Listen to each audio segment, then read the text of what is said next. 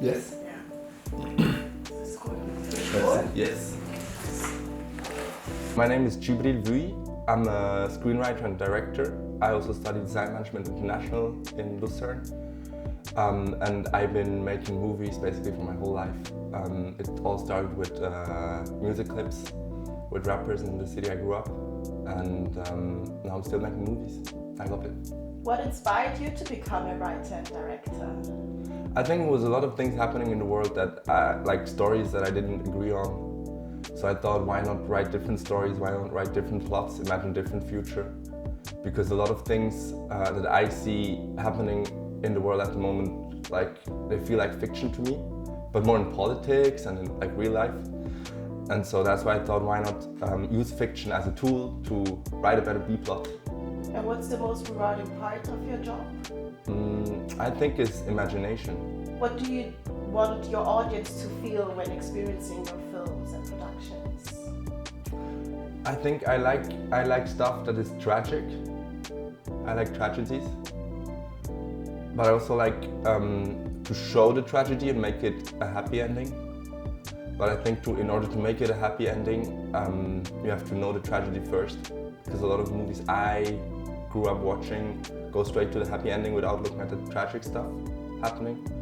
I think it all comes back to the last question you were asking about why I'm making movies in the first place, because there's so many tragic stuff happening in real life, and I think we have to face that tragedy in order to become better fiction writers or better idea pitchers or just a better society.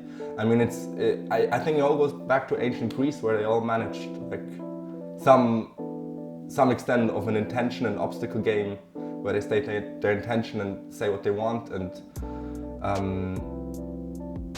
I think drama is a nice tool to really get to the core of what people need and what people want. What should we be excited for in Shoki? I think there's the first, I always do a dedication, or I try to, for a screenplay. The first line is, so for all of you old weirdos who still think that chocolate grows in Switzerland, it doesn't grow there. It grows in other countries. Yeah, to know the real thing, because it's a Swiss movie. I want to shoot it in Switzerland, but it's not really only about Switzerland. It's more about how Switzerland is tied to other things that are not Swiss. But Swiss people think they are Swiss, but they don't come from Switzerland, so yeah. Whenever you feel stuck in your creative process, what do you do? I think I often go for a walk, or I do other stuff, not writing. I go listen to music, I go dancing, I go study design management or do other stuff. Yeah. Lots of things. I mean, I think writing is not only writing in front of a screen, but also like living life and experiencing life through all sorts of sources, and to learn, never stop learning about life. Yeah. What does visibility mean to you as a Black creative in Europe? I think I have a kind of a privilege in Switzerland, because I know a lot of people, and my mother is white, and I have some white privilege also. I don't know, because sometimes it's also like a game where you have to obey to a certain narrative, because they want to put you in a bin where it's about activism or whatever. It might be about activism, but also like might also just be about the truth and the accuracy things. I mean, visibility is all sorts of things. I mean, it's what you see or what you don't see, or people see or people don't see. I don't know. Not everyone sees the same thing. Do you feel represented in the creative industry in Bern? I mean, I know people that represent all sorts of things. And in Bern, I think I also know people in movies, and I think I feel represented by them. For example, people that share my office space, or also Damien. I mean, you know Damien, he's not in Bern, he's in Zurich, but I mean, I feel represented by him wherever he goes, because he makes nice movies. Yeah. What's the gap between the diversity the creative industry performs publicly and what actually happens behind the scenes? I think diversity is a thing that like it became almost a eugenics thing at some point, where they like just have to manage the quota of something and don't really care about real diversity. Because we were talking about visibility before. I mean, everyone sees things very differently. So it's like that would be real diversity. But real diversity on stage. As many people as they are in Switzerland, and the real people that are in Switzerland. And those are the people that I try to represent. Not like an imagination, but I think often in like film commissions or culture offices, they have an imagination of Swiss people, but they don't really know Swiss people. But that's why I worked at SBB, so I mean, if I don't know a person, I don't know a person. I just know the person I know. And like, I write for real Swiss people and not for people I imagine, people I know. Yeah. How would you wish to see the creative industries evolve in the next 5 to 10 years? Oh, that's a good question. I think we have to manage diversity first. And also like, it has to do with education. That's why also I'm studying design management, because a lot of education is also a eugenics thing, because it doesn't really care much about diversity, just want to print.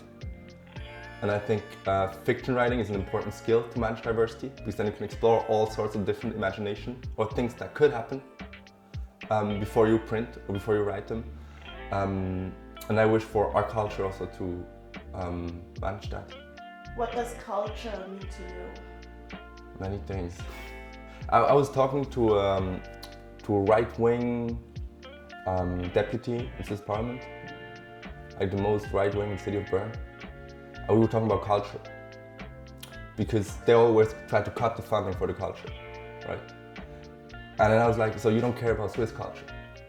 I was like, then why you cut the funding if you like say Swiss culture is important? I mean, I think it's important.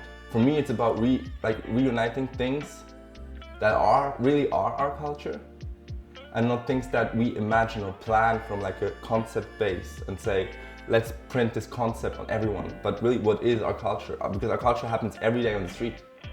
I mean, everyone's culture happens every day on the street. Also movie theaters, but also on the street. So it's like important to really see who are the people behind the culture, and not just an imaginative concept of people. It's not a real thing. I mean, culture is like about history, it's about knowledge, it's about all sorts of things. But in Switzerland, it's more like a concept for rich people.